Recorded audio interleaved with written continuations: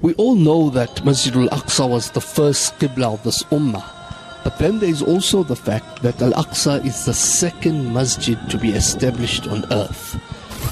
Aqsa Week 2022 on CII Radio. Sayyidina Abu Dharr radiallahu anhu once asked the Prophet sallallahu alaihi wasallam that what was the first masjid to be built on earth?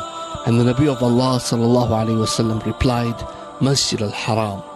He asked the Nabi of Allah again, which was next? And the Prophet ﷺ said, Masjid Al-Aqsa. And Abu Dharr radiallahu anh further asked, how long was the period between the establishment of these two masajid? And the Prophet ﷺ said, 40 years. What this hadith teaches us is that Masjid Al-Aqsa was there right at the beginning.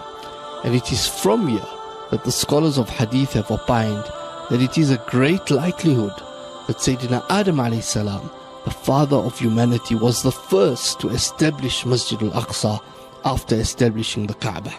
Now there's an interesting piece of modern research by Dr. Haytham Al-Ratrout of the An-Najah University in Palestine, which adds fascinating dimensions to this discussion.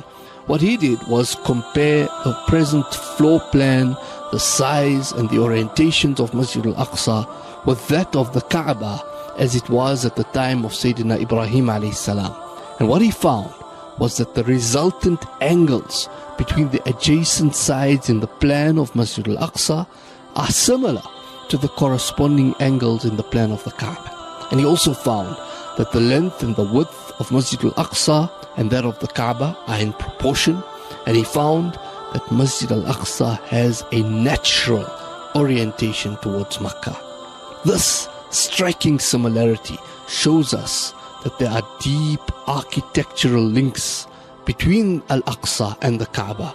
And what this does is reinforces the idea that it was one and the same person who established both these two great masajid.